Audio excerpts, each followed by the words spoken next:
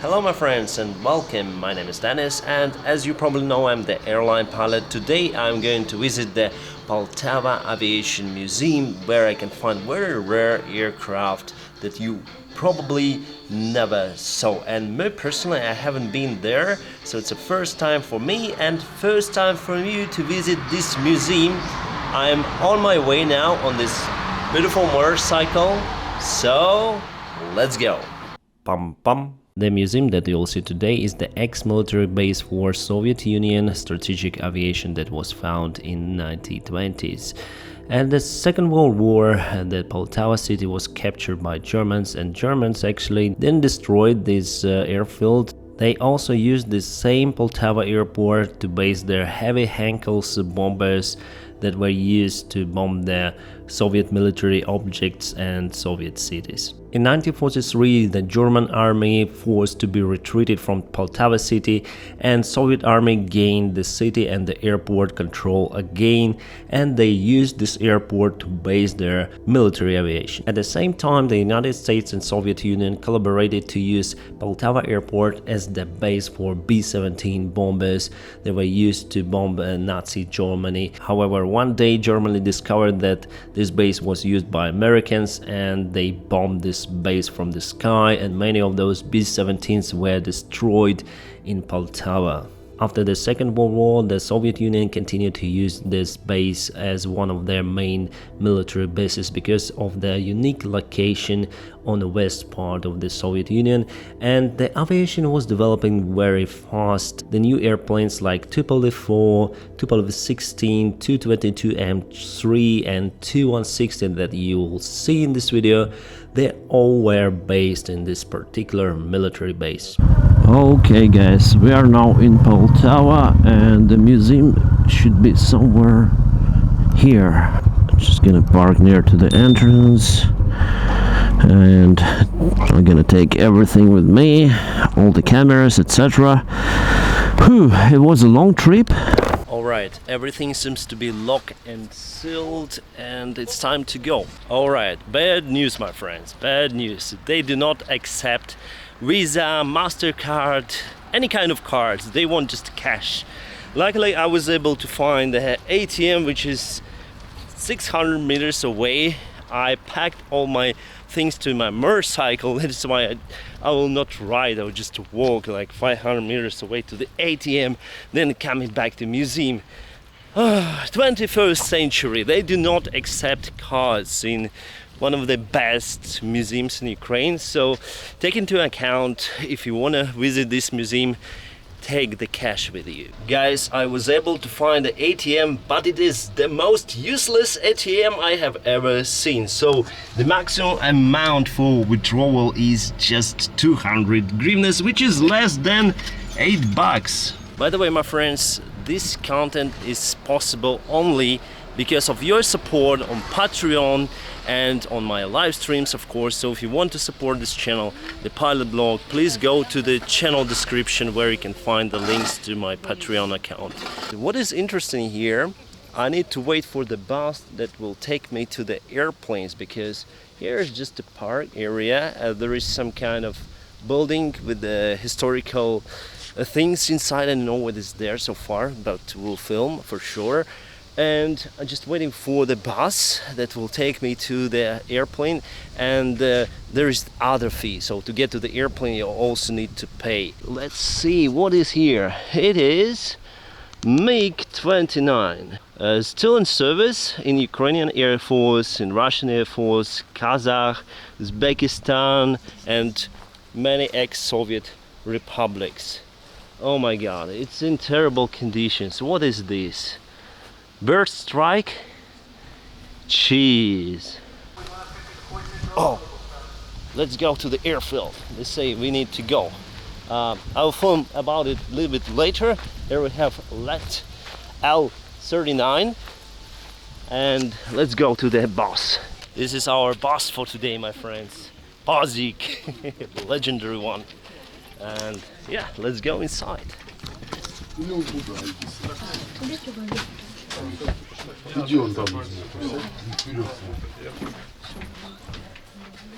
I'll take this seat. Wow, Interesting. Wooden floor. Natural materials. Guys, I don't know where are we going. Probably to the old terminal, the airport, the military airport that used to be here for quite a long time. Ouch! It's very interesting and quite bumpy. Yeah.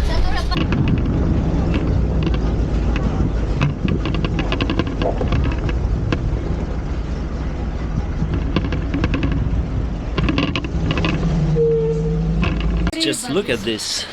This is the largest strategic bomber in the world probably, and it's supersonic. I don't know if B-52 is bigger than this one, but for sure this one is faster. Guys, I'm like a kid here. I never seen this airplane, never ever, just on the TV screen, that's it. Oh my god, it's superb. It's great looking airplane. Also here we have Tupolev-160 22M2 or something, as far as I remember. There we have Tupolev-134 and a ton of two, really. And there, from what I can see, this Tupolev-95 still flying, and it is the fastest turboprop airplane in the world, and it still flies. It still flies. Bum bum. The Tupolev-160, we call it White Swan, and NATO reported name Blackjack, is the supersonic variable sweep-wing heavy strategic bomber designed by the Tupolev Design Bureau in the Soviet Union in 1970s. It's the largest and heaviest Mach 2 plus supersonic military aircraft ever built. As of 2021, it is the largest and the heaviest combat aircraft, the fastest bomber in use, and the largest and heaviest variable sweep-wing airplane ever flown. Entering service in 1987, by the way I was born that year, the Tupolev-160 was the last strategic bomber designed for the Soviet Union. As of 2016, the Russian Air Force long-range aviation branch has at least 16 aircraft in service. The Tupolev-160 active fleet has been undergoing upgrades to electronic systems, and the new variant is called Tu-160M, modernized. Unfortunately, in Ukraine you will not find this bird flying anymore. As I told you many times before, I'm not really into the military aviation because the purpose for military is to kill people. So I'm a civilian guy, so I'm into the commercial aviation more than into military. However, I still like this beautiful, gorgeous Tupolev-160. It's absolutely fantastic, big airplane that was capable to fly, to maintain the speed up to 2,200 kilometers an hour at altitude of 13,000 meters. It's wow, it's great. It's the fastest airplane of that class, and probably the only airplane of that class that is capable for this kind of performance and also carry nuclear weapons inside. There is, however, the airplane that looks very similar to this one, looks quite the same. It's a bomber, the United States bomber B-1, but it's smaller compared to Tupolev-160. And also, my friends, I have something. I have this wonderful card that's the pass to get inside this airplane. So let's go inside. Alright guys, Tupolev-160, first time cockpit review by Pilot Blog. Let's go inside. Okay, nice leather. Oh my god, oh, it's so dark here. Oh, the smell of Soviet aircraft. Ouch, ouch. There is the light, there is the light. Oh my god, it's nice here. For people, for crew members. Yeah, you enter through the nose gear bay. And what is this? This is for navigator, for sure. And this is for the guy who drops the bombs. Many switches, you can switch them, you can cluck and do whatever you want. Very nice opportunity for kids. Okay, wow. I'll put aside my things as usual and gonna go to the gonna go to the captain's seat And here we have the Airbus style, but it's not the side stick, it's the front stick, like on a fighter jet. Woo! Guys, I think this cockpit is quite comfortable, but also small. I think on Boeing 737 the cockpit is bigger. Yeah, it's the Soviet supersonic airplane, so the cockpit should be kind of small. What do we have here are the flight instruments. Quite modern artificial horizon, heading, bearing, etc. It's not connected. So we have Airbase. It's similar to fly-by-wire system. So you deflect the handle somewhere, the stick somewhere, and there are special computers that process the signal. So it's very similar to fly-by-wire, but it's more analog compared to Airbus because the technology is very old. Throttle control, interconnected for the captain and first officer. Emergency brakes. Come on, yeah, you can pull them. What are those? The flaps. Flaps 65.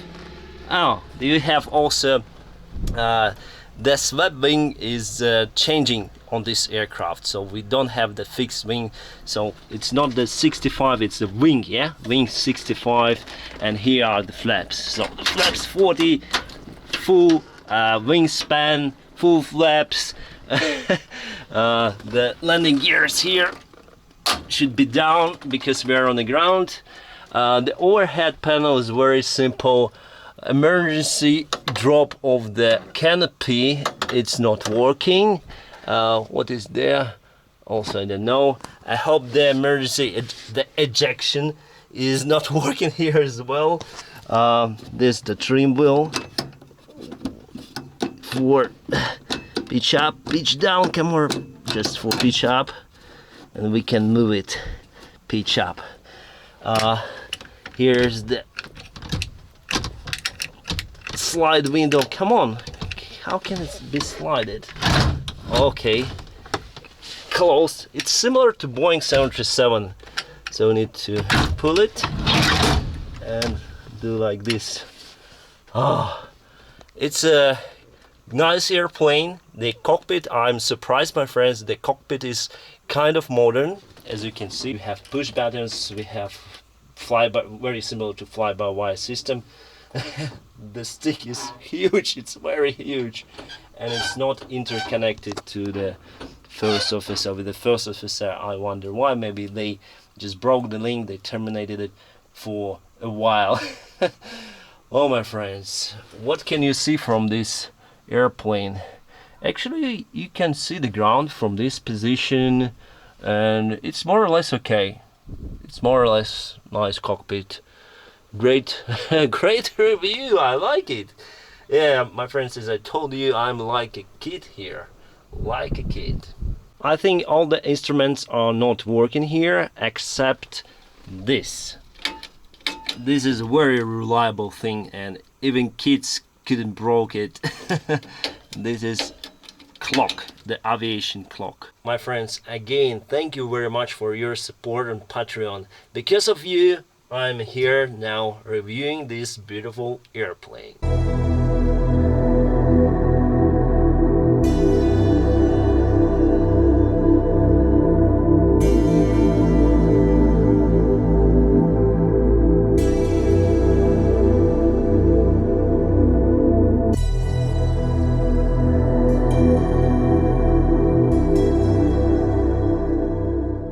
I've never seen such a complicated seat construction. Just look at this.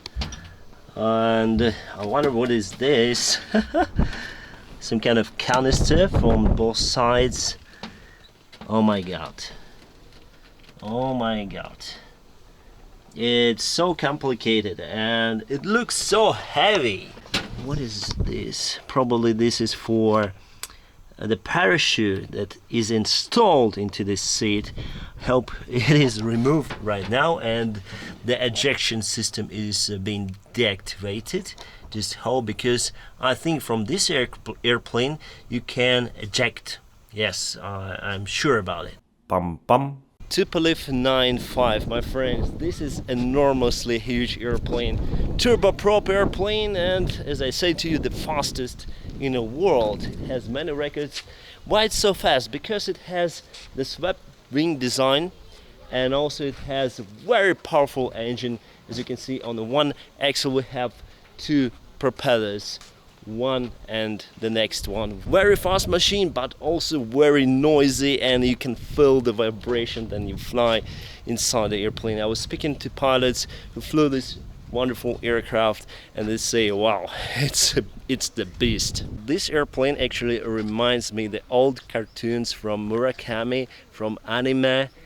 He drew very similar kind of airplanes. If you look at the nose of this airplane, you'll see that it's kind of not the aerodynamic, not the smooth shapes here. It's more like a bus or a train. Well, it makes this airplane so unique. This huge landing gear, huge propellers and engines, and the huge airplane itself. The Tupolev-95 NATO reporting name Bear is large, 4-engine turboprop-powered strategic bomber and missile platform. First flown in 1952, the Tupolev-95 entered service with the long-range aviation of Soviet Air Forces in 1956 and expected to serve in Russian airspace forces until at least 2040. The aircraft has 4 Kuznetsov and K-12 engines with counter-rotating propellers. It is the only propeller-powered strategic bomber still in operation today. The Tupolev-95 is the loudest military aircraft, particularly because of the tips of propeller blades move faster than speed of sound. Its distinctive swept-back wings are set at an angle of 35 degrees. The Tupolev-95 is unique as propeller-driven aircraft with swept wings that has been built in large numbers. More than 500 of those were produced. My friends, kind of busy day today because it's Sunday, so I have to wait to get to the cockpit. I have to wait in the queue for my turn to go there. But anyway, yeah, let's go to the cockpit. Tupolev-95, it's the first time for me to get there. Wow! So you go through the nose landing gear entrance. So here you have the door for the crew. Wow, what a smell! Every Soviet aircraft smells like that. Wooden floor, exactly as on this past bus that delivered me here. Oh, what is there? Probably it's for navigator. Oh no, it's for radio. Oh, maybe it's the guy who drummed the bombs. I know how to call the guy. A bomber or something. Whoa, it's like a room or a small carriage, and yeah, some of the cameras here. I'll drop my things over here for the first officer seat. Oh my god, this cockpit is so enormously huge. Wow, my friends, this is this is nice actually. Oh, the pedals are in place. Wow, the yoke is so large, so huge. Oh my god. But I would say the navigation, the flight instruments are more or less modern. It's like on Yakovlev 42 or something. Standby looks similar to Boeing, and very, very interesting as well. Probably it is the weather radar or not. Probably not. And this is the missile detector. Probably the missile is coming from this side, that side. Probably this is the autopilot. I'm not really sure. What is this? What is this? For the GoPro mount, to mount the GoPro. And we also can go down to the oh, there's no one there. On some airplanes like Tupolev-134, the navigator place is downstairs behind the curtains, but here no. The trim wheel is here. 1 2 3 4 1 2 3 4 engines. Oh my god. What is that? The glass, the windshield cleaner. Wow, interesting. Whew. So I like it a lot. This is the parking brake. It works exactly. Yeah, it's connected. Oh, I set the parking brake, my friends, and I can release it. Yeah, exactly on Boeing 737. Oh my God, what is this? Probably this for the windshield heat or something through this duct. Wow, such a nice machine, my friends. What is this? What is this? Feathering of the engine, feathering, pneuma feathering, and yeah, emergency landing gear extension. Oh, this is the autopilot. Disengage. We have two autopilots, probably left, right bank. What is this? I'm not really sure. Well, my friends, the cockpit. The cockpit is so huge, my friends, so large. Unimaginable to have this kind of cockpit on commercial airliner. This is for the guy, for the flight engineer, all the engine parameters, all the switches, etc. And this is probably for navigator. We have the machine, the calculator to calculate everything. Probably it is, yes, for navigator, and this is for the guys. No, maybe, oh, this is for navigator. That is, I don't really know this airplane. I'm not type rated on this one, but my friends, this is absolutely great machine, and it's absolutely fantastic to have this opportunity to visit this cockpit. First time here, and wow, it's wow. So no pedestal, as you see. We have separate throttle control for the captain, for the first officer. As you see, they are interconnected.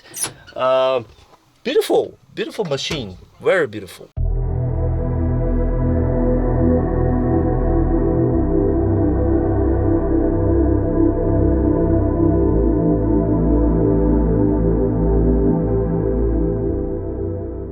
I'm almost 100% sure that all of the planes that you see today, they will never fly again. From one point, I'm happy about it, because as I say to you, most of those planes, they used to deliver the mass destruction weapon to kill people. That is why I'm not really into military aviation.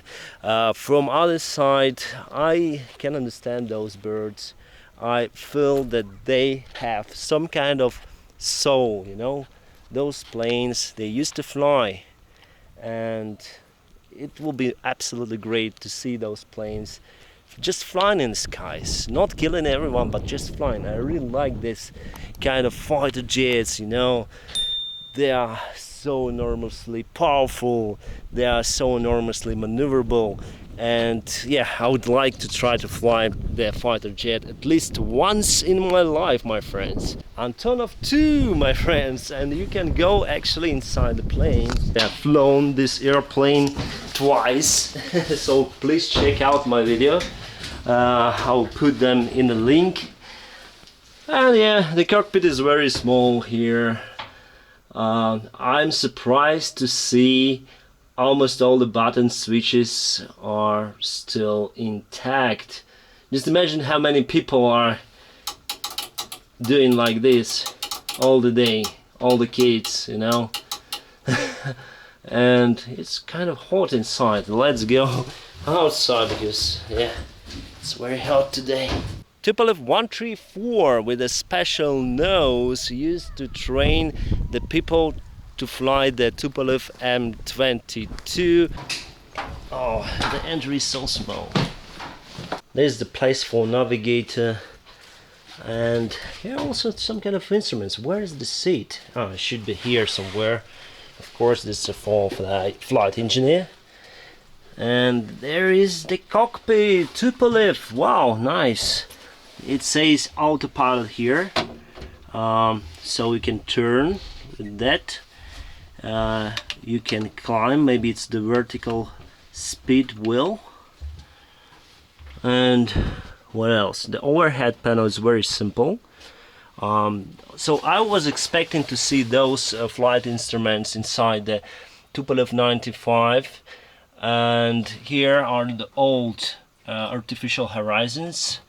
You may find in the captain's side. Oh no, here's the different one, probably. We still have the flight directors. No, it's the new one, but probably the previous generation compared to Tupolev-160 artificial horizon and Tupolev-95. What else we have? We have two of the engines, the throttle control, and yeah, basically very similar to Boeing 737 and any kind of airplane. So we have pedestal, we have flight instruments, engine parameters, overhead panel. Just the flaps are here. So the flaps are here as on probably Yakovlev 40. We also have flaps on top. And mainly this cockpit is very simple, I would say. Finally it's time to relax and eat some ice cream. Bum bum. The bus is coming, let's go to the bus.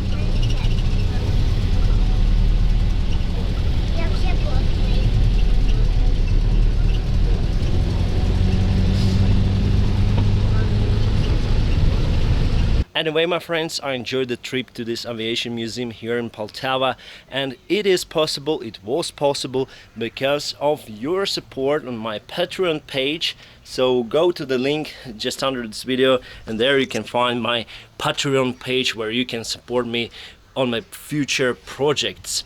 And guys, I know that you are awesome, and follow please the awesome guy checklist as usual. First, what you need to do is to like this video. After that, subscribe to my channel. And what is next? The last item. Oh, ring the bell, whatever it means. Thank you very much for watching this video, and have a great time. Bum bum.